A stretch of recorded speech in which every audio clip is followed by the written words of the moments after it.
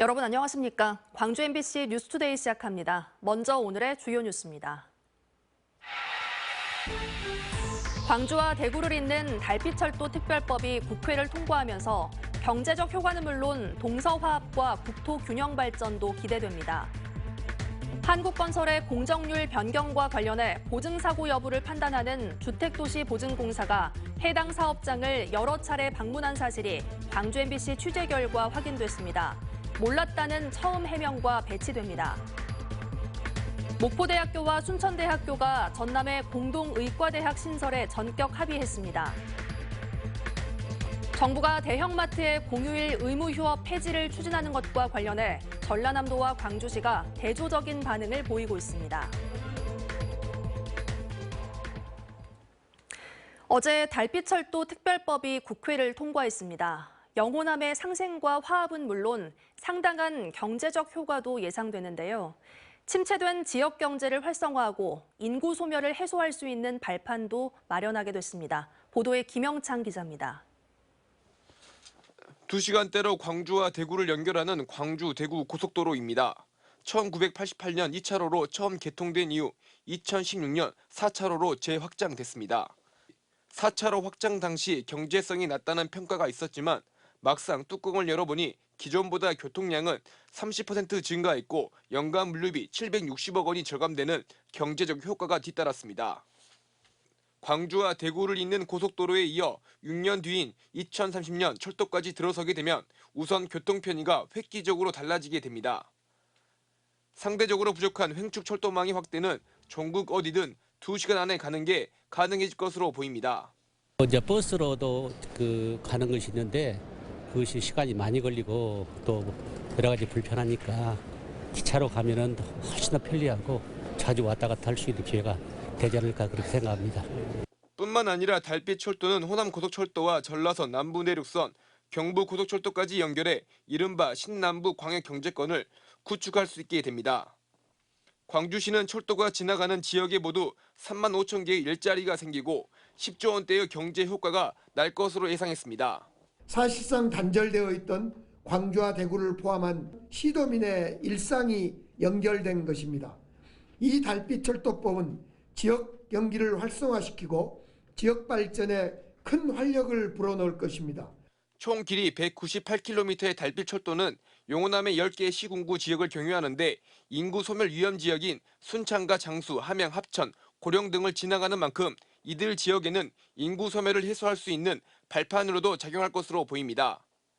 이 도시들이 대도시로의 접근성이 높아지면서 덩달아 정주 여건이 개선돼 떠나는 도시에서 다시 돌아오는 도시로 변화할 수 있는 기회가 생길 것으로 기대됩니다. 물리적으로 이제 수도권과 이제 각 지방 광역 거점 간의 그런 어떤 다양한 경제적인 연결과 이제 비즈니스들이 이루어지니까 그런 통행들이 자연스럽게 많이 있겠죠. 여기에 대구 경북 신공항, 무안공항까지 연결도 가능해지면서 물류 허브 중심의 도시로 거듭날 수 있게 됐습니다. 달빛 철도가 완공되면 그동안 서울과 지역을 연결했던 남북 철도망이 동서로도 이어지면서 영호남의 교류가 훨씬 더 활발해질 것으로 기대됩니다. MBC 뉴스 김영창입니다. 요즘 심한 추위가 이어졌었죠. 오늘부터는 추위 상황이 한결 나아지겠습니다. 오늘 아침 기온 영하 3도 안팎으로 어제보다 2도가량 높게 출발한 가운데 한낮 기온 7도로 어제보다 5도가량 높겠습니다. 특히 낮 기온이 비교적 높게 오르면서 오늘 일교차는 10도 이상으로 크게 벌어지겠습니다. 옷차림에 주의하셔야겠습니다. 하늘 모습 보시면 깨끗한 하늘 드러나 있습니다. 오늘 종일 대체로 맑은 날씨가 예상되는데요. 서해안 지역을 중심으로는 구름이 많이 지날 수 있겠습니다. 맑은 날씨가 이어지면서 대기는 무척 건조하겠습니다. 바람도 강하게 불면서 작은 불씨가 큰 불로 번질 수 있어서요. 불씨 관리 철저히 해주셔야겠습니다. 날씨 정보였습니다. 유동성 위기에 빠진 한국건설의 공정률 꼼수 변경 관련 보도 이어갑니다. 보증사고 여부를 판단하는 주택도시보증공사는 사고 사업장임을 미리 알 수 없었다며 절차적 문제였다고 해명했습니다. 하지만 보증공사가 지난해 말 여러 차례 현장을 방문해 공사 진행도를 확인한 사실이 취재 결과 확인됐습니다. 임지은 기자가 집중 취재했습니다. 이미 지난해 11월 보증사고 기준을 초과한 한국건설의 아파트 현장. 주택도시보증공사 허그는 해당 현장의 실행 공정률을 미리 파악하지 않았던 이유에 대해 절차상 보고가 들어오기까지 약 한 달이라는 시간이 걸려 어쩔 수 없었다는 입장을 취재진에게 밝혔습니다. 뒤늦게 알았기 때문에 사고 사업장에 해당했는지 몰랐다는 말인데 이 말은 사실이 아니었습니다. 실행 공정률과 예정 공정률의 차이가 한창 벌어지던 지난해 10월 31일 허그 광주 전남 지사장이 직접 한국건설의 아파트 공사 현장을 찾은 사실이 확인됐기 때문입니다. 지사장이 해당 건설 현장을 찾은 것은 단순한 이유는 아니었던 것으로 보입니다. 지사장이 현장 오셨어요. 현장에서도 이제 이 사유가 뭐냐 물어봤고 우리도 이제 이 사유를 설명해 드렸죠. 아 맞다. 변경이 맞겠다 해서 그때 바꾼 거고. 허그 광주 전남 지사장이 한국건설이 공정률을 변경하려 한다는 것을 이미 이때부터 알고 있었다는 증언은 사전에 전혀 몰랐다는 허그 측의 처음 해명과 배치됩니다. 이뿐만이 아닙니다. 지사장 방문 한 달 뒤인 지난해 11월 30일 허그 직원이 현장에 나와 공사 진척도를 파악한 사실도 확인됐습니다. 이 직원은 해당 현장이 공정부진 사업장으로 지정됐다며 10월의 예정 공정률과 실행 공정률의 차이를 비교했고 11월에 실행 공정률이 얼마로 나올지도 현장 감리에게 물어본 것으로 알려졌습니다. 허그에서 나왔다고 하는데 그때도 본인들끼리 얘기 다 하고 나서 이제 이번 달 공정률 얼마나 될 것 같냐 묻더라고요. 시공회사에서 계산하면 나올 거다. 그때도 그러고 말았죠. 허그 측이 해당 현장을 지난해 연말 최소 2번은 찾았다는 이야기인데 그러고 난 다음 한국건설은 지난해 12월 공정률을 변경한 뒤 구청의 승인을 받아냈고 결국 분양 보증 사고를 피할 수 있었습니다. 서민 주거 안정 정책을 이끌어가겠다는 허그가 입주 예정자들이 아닌 건설사 측의 편의를 봐준 게 아니냐는 지적이 나옵니다. 경험이 많기 때문에 충분히 짐작했을 거예요. 국민들의 편에 서기보다는 사기업의 편향적인 정책을 그리고 그런 행정을 했다는 것 자체가 비판받아 마땅한 일이라고 생각합니다. 처음 취재진에게는 문서로만 통보받기에 전혀 알지 못했다는 허그는 취재가 시작되자 그제서야 지사장과 직원이 2차례 해당 현장을 방문한 사실을 인정했습니다. 그러나 부진 공정에 대한 만회 대책을 마련하라고 한국건설에 촉구했을 뿐 공정률 변경에 대해선 어떠한 의견도 표명하지 않았다고 해명하면서도 인터뷰는 거부했습니다. MBC 뉴스 임진입니다. 법원이 검경 브로커에게 뇌물을 받고 인사에 영향력을 행사한 혐의를 받는 현직 치안감 등 경찰관 2명에게 청구된 구속영장을 모두 기각했습니다. 광주지법 하종민 판사는 뇌물수수 혐의를 받는 김모 치안감에 대한 구속영장과 제3자 뇌물교부 혐의를 받는 박모 경감에 대한 구속영장을 기각했습니다. 하 판사는 김 치안감의 경우 범죄 성립 여부에 대해 다툼이 있고 박 경감은 방어권 보장 필요성이 있다고 설명했습니다. 또 증거인멸과 도주 우려가 없다는 이유로 영장을 기각했다고 밝혔습니다. 일본 전범기업 후지코시 공장에 강제 동원됐던 근로정신대 피해자들이 회사 측을 상대로 낸 소송에서 최종 승소했습니다.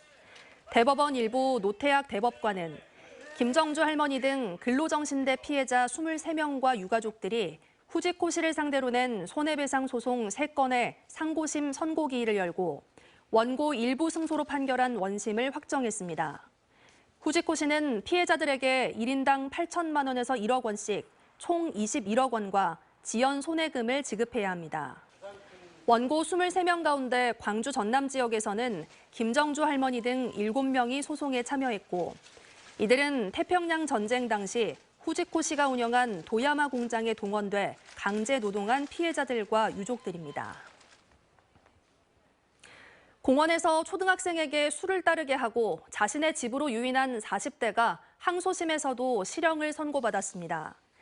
광주고법 제1형사부 박혜선 판사는 지난해 4월 광주 북구의 한 어린이 공원에서 9살 여자아이를 자신의 집으로 데려가려 한 혐의로 기소돼 1심에서 징역 1년을 선고받은 44살 이모 씨가 제기한 항소와 검사의 항소를 모두 기각했습니다.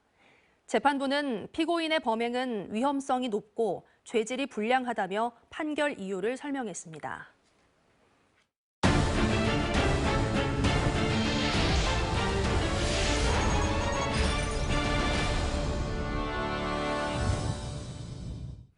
목포대학교와 순천대학교가 전남의 공동의과대학 신설을 추진하는 데 전격 합의했습니다. 한편 국회 앞에서는 정부의 전남권 의대 신설을 촉구하는 결의대회가 열렸습니다. 안준호 기자가 취재했습니다. 목포대학교와 순천대학교는 그동안 자신들의 대학에 의대가 신설돼야 한다며 경쟁해왔습니다. 전남 서부권과 동부권 지자체들도 양 대학과 함께 치열한 유치전을 벌여왔지만 별다른 성과를 내지 못했습니다. 이런 가운데 목포대학교와 순천대학교가 전남권 의대 유치를 위해 손을 잡았습니다. 양 대학 총장은 최근 만나 공동으로 의과대학을 신설해 운영하는 안을 정부에 적극 건의하기로 전격 합의했습니다. 또 실무협의회에서 빠른 시일 안에 공동의과대학 설립 초안을 마련하기로 했습니다. 이는 이달 중순 김영록 전남지사와 양 대학 관계자들이 통합의대 설립 성공 사례로 평가받고 있는 캐나다 북온타리오 의과대학 방문 시 합의한 전라남도 공동의대 추진 방안을 재확인한 것입니다. 한편 국회의사당 앞에서는 전남권 의대 신설을 촉구하는 범도민 결의대회가 열렸습니다. 이번 결의대회에는 전남 출신 향후들과 목포대, 순천대, 그리고 범도민 추진위원회 관계자 등 500여 명이 참석했습니다. 참석자들은 전남의 열악한 의료 여건을 언급하며 의대 신설의 필요성을 촉구했습니다. 전라남도 사회단체와 200만 도민의 건강권 확보를 위해 전라남도에 국립의과대학을 설립해 주실 것을 강력히 건의드립니다. 이미 지방은 물론 서울에서조차 필수 의료 전공의가 부족한 상황에서 의대 정원을 추진하는 것은 더 이상 미룰 수 없는 국가적 시대적 과제입니다. 한편 김영록 전남지사는 목포대와 순천대 공동의과대학 신설 전격 합의에 대해 크게 환영한다며 도 차원의 적극적인 유치 활동과 양 대학에 대한 적극 지원을 약속했습니다. MBC 뉴스 안준호입니다. 광주시와 전라남도가 공무원 등으로 구성된 회의체인 기금관리위원회를 통해 혁신도시 발전기금을 운용할 거란 소식 전해드렸었죠. 용역 결과에 따라 별도의 재단을 세워 기금을 운용해야 했지만 비용 부담이 크다 보니 광주 전남이 재단 설립에 부정적인 건데요.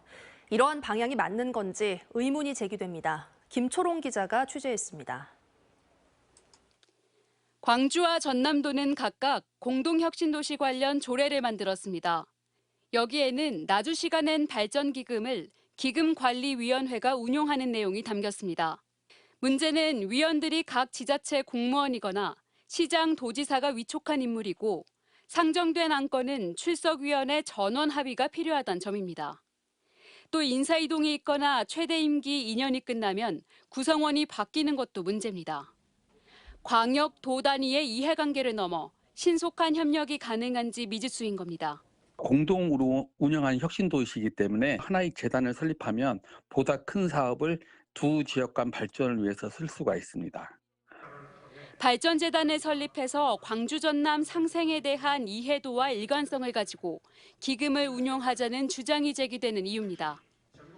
광주와 전남도 할 말은 있습니다. 바로 비용 부담입니다.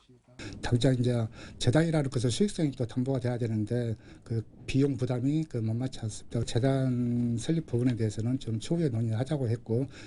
이 때문에 혁신도시가 있는 지자체 9곳이 지난해 국토교통부를 찾아가기도 했습니다. 현재는 너무 이르다. 국토부에서 인건비라든가 운영비 이를 요청해 줄 경우에 그때 한번 필요성을 한번 고민해 보겠다는 입장입니다. 돈만 있으면 재단 설립을 긍정적으로 검토하겠다는 건데 재단 설립을 별도로 협의한다는 지난 2022년 협약 이후 한 걸음도 나아가지 못했습니다. 경제성 검토 용역조차 하지 않았습니다. 나주로 공공기관이 이전한 지 10년이 되었지만 여전히 정주 여건 개선이나 지역 균형 발전이 더딘 현실.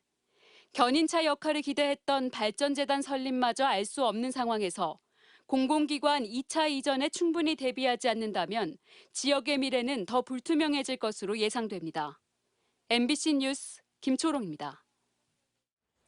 정부가 대형마트의 공휴일 의무 휴업 폐지를 추진하는 것과 관련해 전라남도와 광주시가 대조적인 반응을 보이고 있습니다. 강기정 광주시장은 정부의 대형마트 공휴일 의무 휴업 폐지 발표에 대해 많은 소상공인들이 피해를 걱정하고 있다며 광주시는 골목상권 보호를 위해 공휴일 의무 휴업을 유지할 수 있도록 협의하겠다고 밝혔습니다. 반면 전라남도는 정부 발표 사흘이 지나도록 별다른 대응이나 입장을 내놓지 않고 있어 민생 현안에 대한 무관심과 적극적인 대응이 부족하다는 지적이 나오고 있습니다. 김성환 전 광주 동구청장이 오는 4월 총선에서 더불어민주당 동구 남구을 선거구 출마를 선언했습니다. 김 후보는 중앙에서는 정치개혁과 민생정치 실현을, 지역에서는 신성장 동력을 발굴하고 키우는 국회의원이 되겠다며 포부를 밝혔습니다. 하현식 전 국민의힘 광주 서구을 당협위원장은 오는 총선에서 광주 서구갑 선거구 출마를 공식화했습니다. 하 전 위원장은 일부 삐뚤어진 지역 정치 세력의 욕망이 광주를 외골수 야당 텃밭으로 전락시켰다며 균형 잡힌 선택으로 광주의 새로운 운명을 개척해달라며 지지를 호소했습니다. 다음은 총선 브리핑 시간입니다. 광주 동남갑을 지역구로 둔 더불어민주당 윤영덕 의원은 광주 나주간 광역철도 효천역 경유, 도시철도 2호선 3단계 공사 추진 등 효천지구 교통 현안 후속 대책을 마련하라고 기획재정부에 요청했다고 밝혔습니다. 광주 서구갑에서 뛰고 있는 민주당 박혜자 예비후보는 광주 인재들의 지역 정착을 위해 지역 대학의 의과대와 첨단 분야 학과 정원을 늘려 양질의 교육 환경을 만들겠다고 공약했습니다. 김성진 민주당 광주 광산을 예비후보는 광주 29만 반려인을 위한 반려동물 복합 커뮤니티 마이펜랜드를 광산에 조성해 건강한 반려동물 문화를 확산하겠다고 약속했습니다.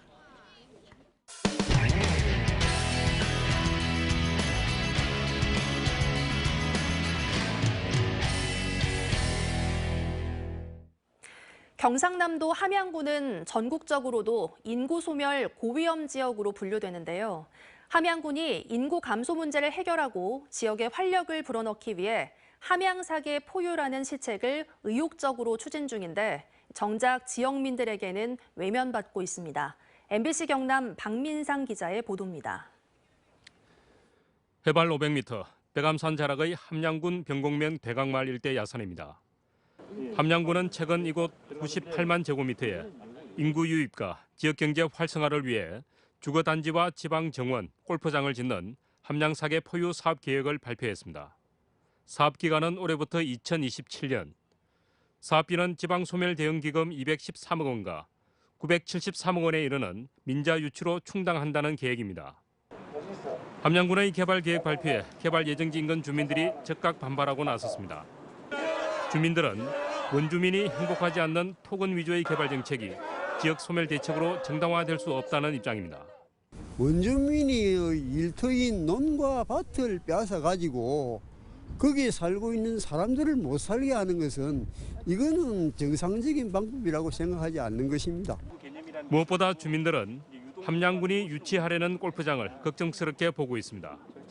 골프장 개발로 대규모 산림 훼손과 국민의 식수원인 상림 치수원의 오염이 우려되기 때문입니다. 또 이번 사업의 주 목적은 사실상 골프장 건립이 아니냐는 의문도 일고 있습니다. 213억이 인구 소멸 기금이거든요. 과연 그것이 인구 소멸 기금으로 제대로 집행이 될 수 있느냐. 주가 아니라 부가 더 커진 그런 상황이라고 볼 수 있습니다. 이에 대해 함양군은 골프장 건설에는 지방 소멸 대응 기금이 전혀 투입되지 않는다고 밝혔습니다. 당장에 대강 마을에 골프장을 한다는 그런 계획은 아니거든요. 사업비도 없는데 어떻게 지금 골프장을 합니까? 지역의 활력을 불어넣기 위해 추진하는 함양군의 지방 소멸 대책이 정작 지역민들에게 외면받고 있습니다.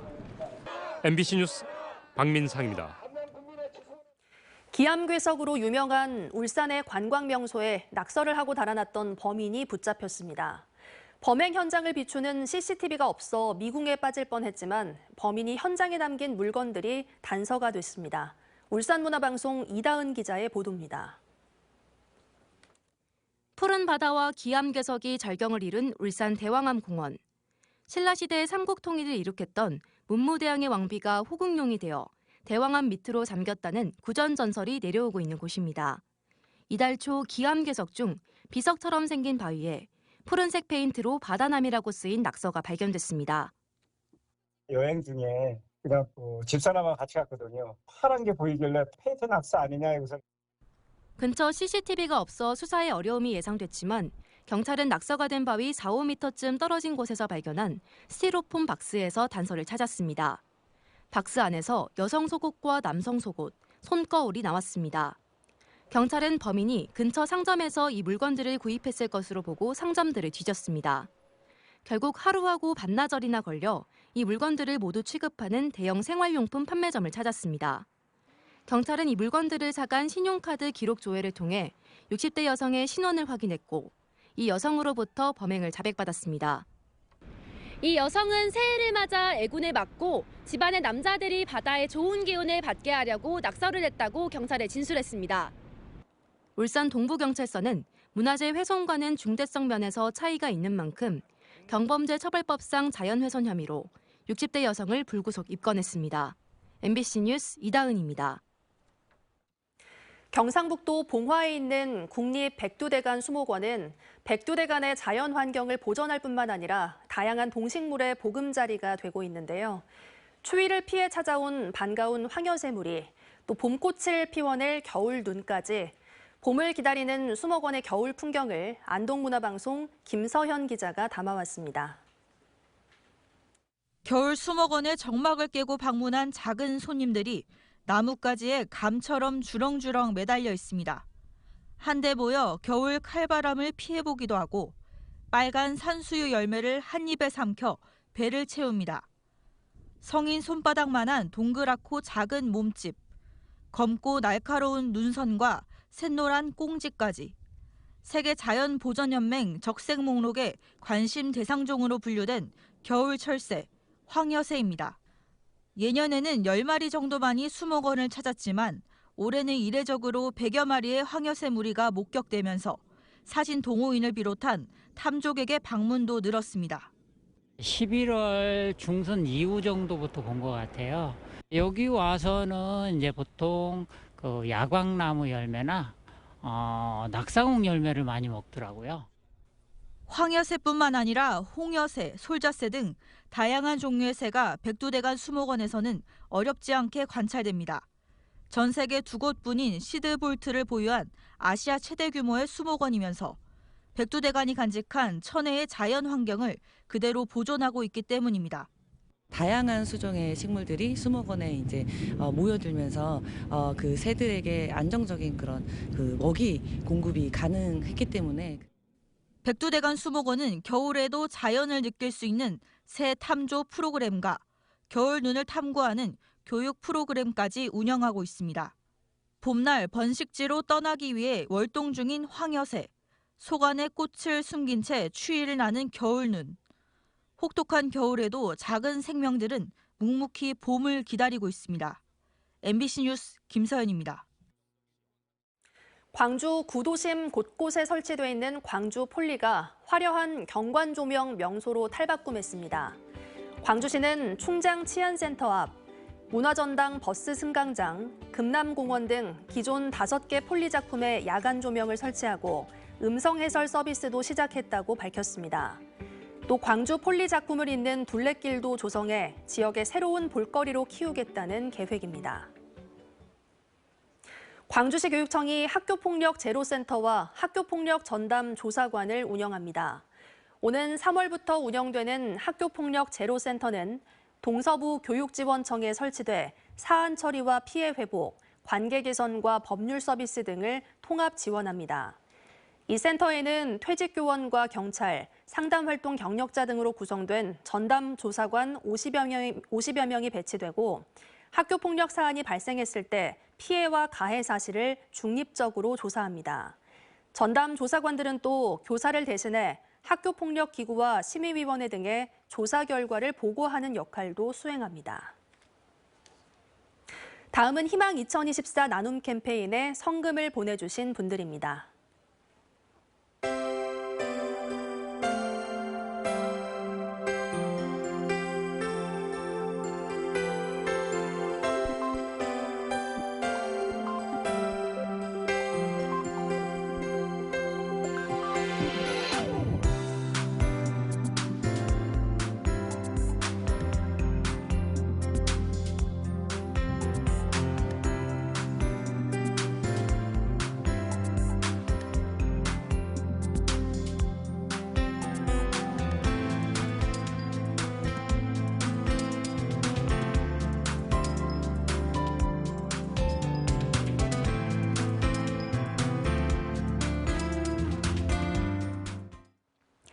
최근 심한 추위가 이어졌었는데요. 오늘부터는 추위 상황이 한결 나아지겠습니다.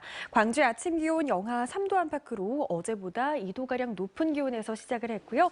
한낮 기온 특히 7도 안팎으로 어제보다 5도가량 오름세를 보이겠습니다. 낮 기온이 비교적 높게 오르면서 일교차는 10도가량으로 크게 벌어지겠습니다. 옷차림에 유념하셔야겠습니다.